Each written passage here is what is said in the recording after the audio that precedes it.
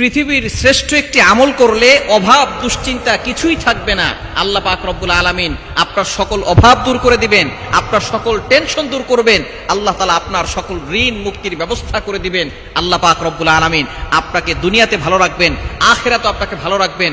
আপনার সকল গুনাহ খাতাগুলো আল্লাহ তাআলা ক্ষমা করে দিবেন এবং জাহান্নাম থেকে মুক্তি দিবেন, জান্নাতের ব্যবস্থা করে দিবেন। পৃথিবীর ভিতরে শ্রেষ্ঠ একটি আমল নবীজি সাল্লাল্লাহু আলাইহি ওয়াসাল্লাম জানিয়ে দিয়েছেন। আল্লাহ পাক রব্বুল আলামিন পবিত্র কোরআনুল কারীমের ভিতরে নিজে বলে দিয়েছেন এমন চমৎকার একটি আমলের কথা, যে আমল করলে আল্লাহ পাক রব্বুল আলামিন আপনার অভাব দূর করবেন, আপনার টেনশন দূর করবেন, আপনার দুশ্চিন্তা দূর করবেন। যারা ফ্রাস্ট্রেটেড পিপল রয়েছেন, সবসময় ডিপ্রেশনে থাকেন, তাদের জন্য এই শ্রেষ্ঠ একটি আমল আল্লাহ পাক রব্বুল আলামিন নিজে বলে দিয়েছেন। খুবই উত্তম একটি আমল। আল্লাহ পাক রব্বুল আলামিন 29 নম্বর পারার 11 নম্বর পৃষ্ঠার 8, 9, 10, 11 নম্বর লাইন, সূরা নূহের 10, 11, 12 এই আয়াতগুলোতে আল্লাহ পাক রব্বুল আলামিন সুন্দর করে জানিয়ে দিয়েছে। কি কি পুরস্কার দিবে সেগুলো আগে বলতেছি। আমলটা খুবই ছোট্ট।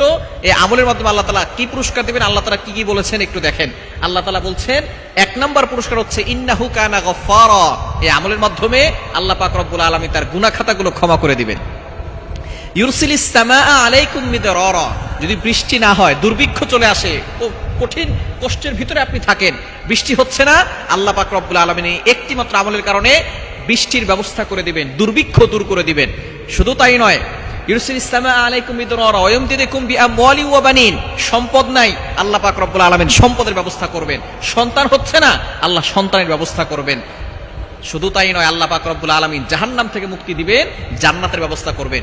শুধু তাই নয়, নবীজি সাল্লাল্লাহু আলাইহি ওয়াসাল্লাম আরো বলছেন, যারা আমলটা করবে আল্লাহ পাক রব্বুল আলামিন তাদের অভাব দূর করবেন, তাদের টেনশন দূর করবেন, তাদের দুশ্চিন্তা দূর করবেন এবং আল্লাহ পাক রব্বুল আলামিন বিপদ আপদ থেকে হেফাজত করবেন।